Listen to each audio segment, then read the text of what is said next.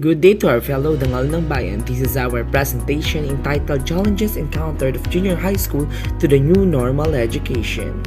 The Philippines recently introduced the new system of education, namely the K-12, extending foundational instruction from 10 to 13 years in order to match it with the training frameworks of other Asian countries. In the Philippines, middle school consists of grades 7 through 10, or simply known as junior high school.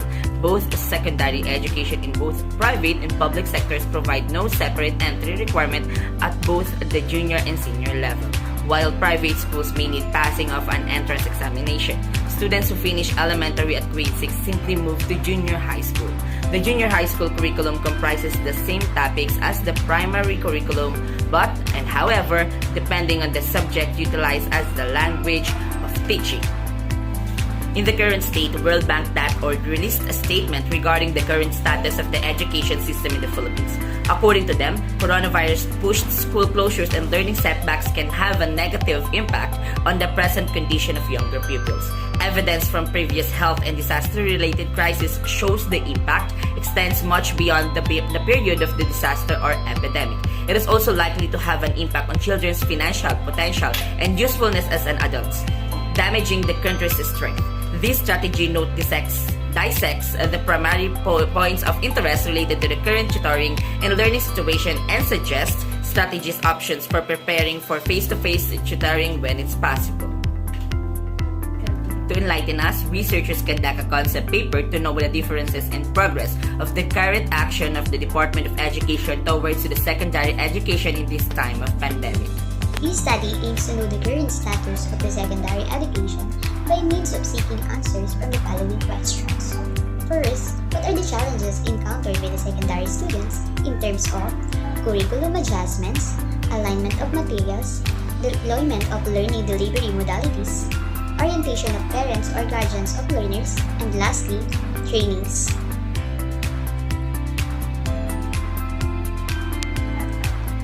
Significance of the study. This study is all about the current status of the secondary education in this time of pandemic that will be beneficial for those who are involved in the studies and other stakeholders indicated as follows. First, for the parents. As the parent of the student involved in this research study, it will help them to know the actions of the Department of Education in this time of pandemic. Second, for the students. This study will serve as a guide for their approaches and options given by the government. And lastly, for the future researchers. This study hopes to be a great help as a profound source of information for the future studies and other resources. Scope and limitations of this study. This research was conducted here in the Philippines, wherein the covered issues will be the parents, teachers, schools, and students who are currently enrolled in the secondary education or junior high school of the academic year 2021 to 2022. Students who conducted this research are from third year of tertiary education, currently enrolled in Bachelor of Secondary Education major in Filipino, academically year 2021 to 2022 at Pamantasan ng Caballero.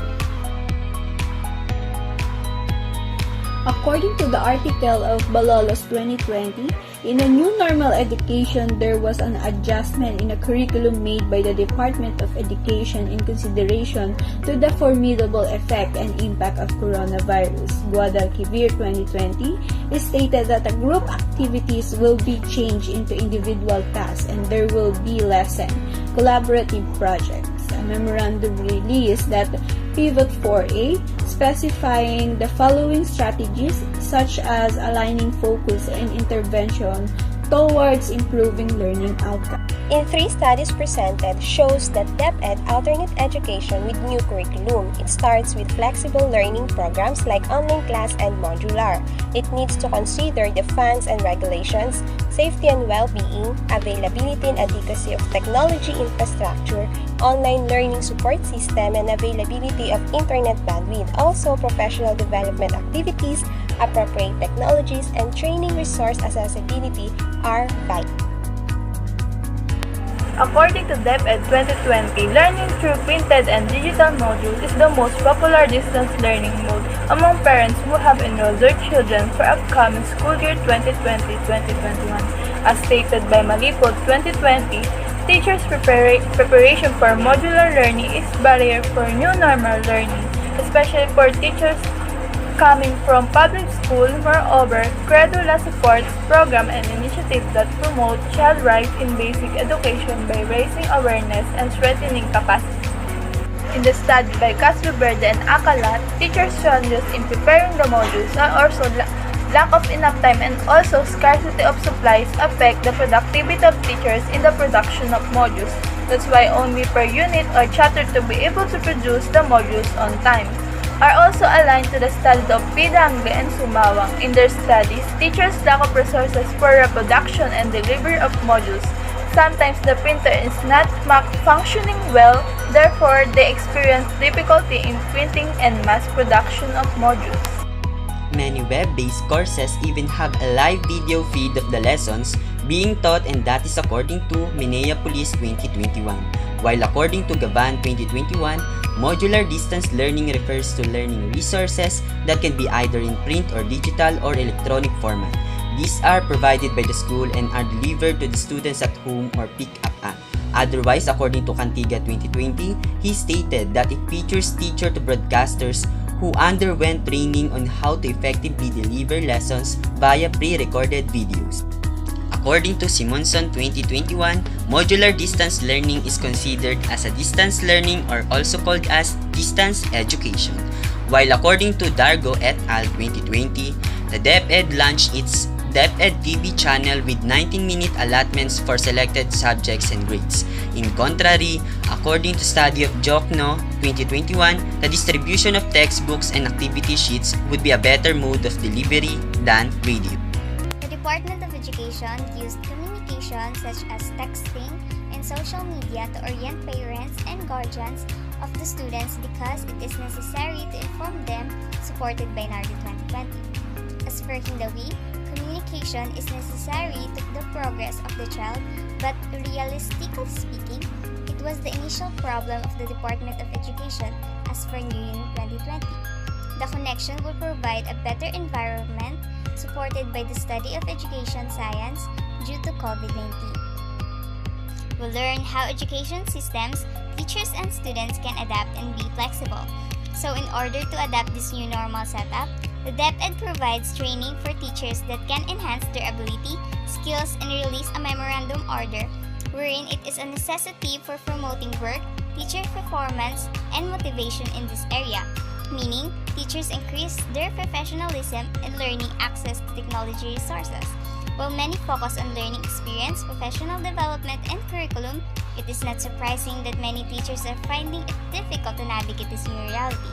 In another study, Lederman welcomes Transforming Teaching and Learning, a study that explores how colleges and professors are reimagining how they teach and how students learn.